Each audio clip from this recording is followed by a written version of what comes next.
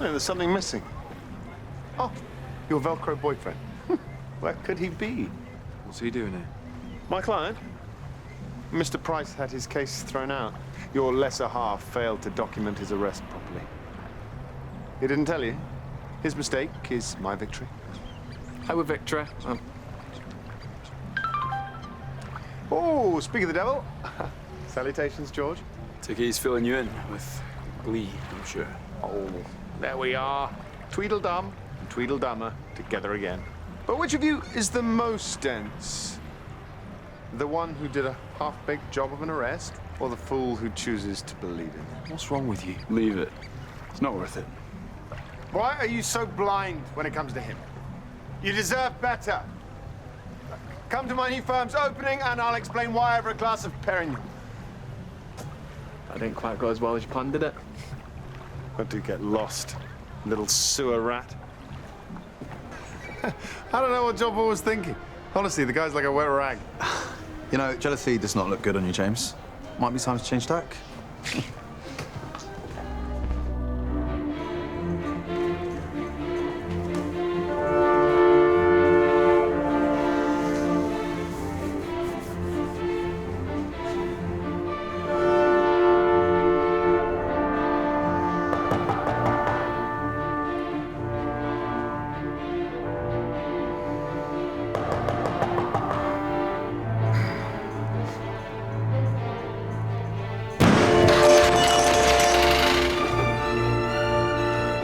Salutations, James. I'm in it. Get out. Oh, James.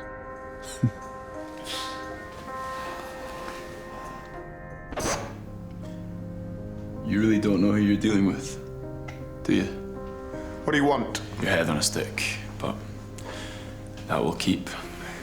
Leave now, or I'll call the police. Will you? Go on then. It's my buddy Ewan on shift today. Will you remind him that he owes me a pint? Regardless, I'm sure Ewan is familiar with offences such as breaking and entering, intimidation, the Protection from Harassment Act 1997. Look, what happened with Jordan? I was just doing my job. Well, that's just not true, is it? What's true is this. If you try any more funny business, try to undermine me to John Paul again, if you even look at me the wrong way, I will come after you. And who will people believe when I do? A decent, hard-working police officer? Or a damaged, corrupt slime ball of a lawyer? I think we both know they'll believe me.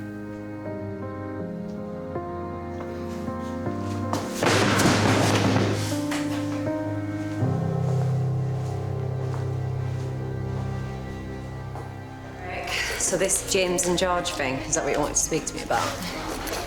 Initially, it wasn't, but look, I could do with your advice. Why didn't George tell me about what happened with Jordan's arrest? Well, do you tell him about every mistake that you make? No. Well? Do you think I'm being too harsh on him? He's really beating himself up. I wouldn't be too sure about that.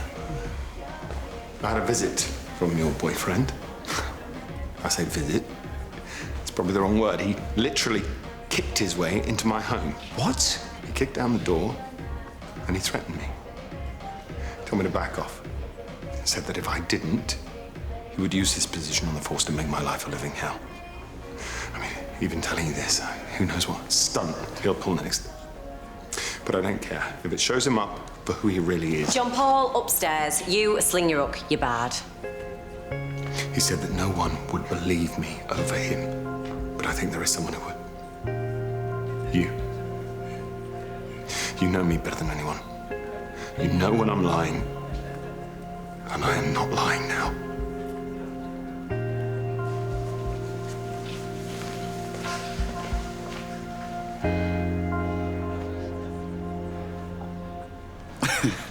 I think you're being very kind. This was just a massive oversight. So you learn from it. You learn, adapt, and you move on. And then, when your suspension's lifted, you get out there and you nail that Jordan Price. I will. Right, well, I think I should be getting back to the school. Oh, hiya, love. How's your day off been?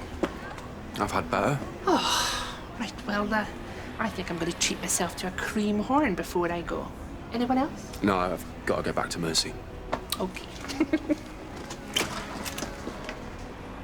What's wrong?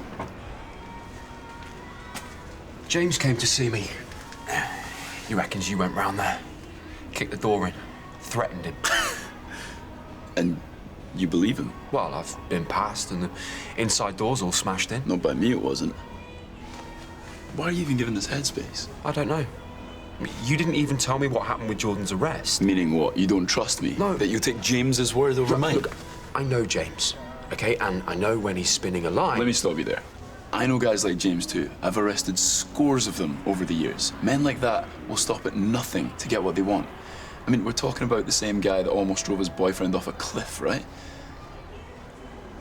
So, James said I threatened him. Let me guess, I used dirty cop tactics. I'd frame him, throw him over the coals, destroy his life type stuff. That's where he was going, yeah. Does that sound like me? No. No, it doesn't. Okay, so who are you gonna believe? Me or James?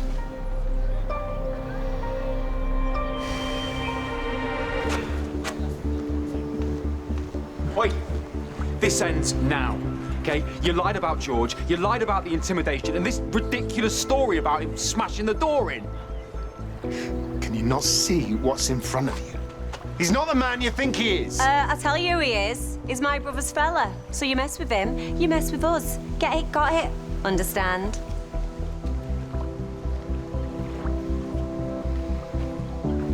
I think he understands.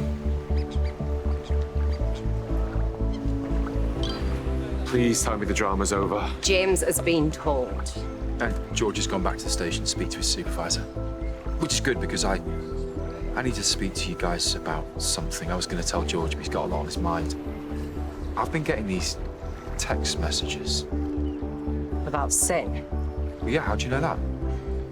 We've been getting them too. What, all three of us? We thought it was some kids mucking about or somebody we chucked out the pub. I got another one about 10 minutes ago. Like, who is doing this? Is that the same message? Well, one of yous read it. Sinners, sinners, one and all. Line them up and watch them fall.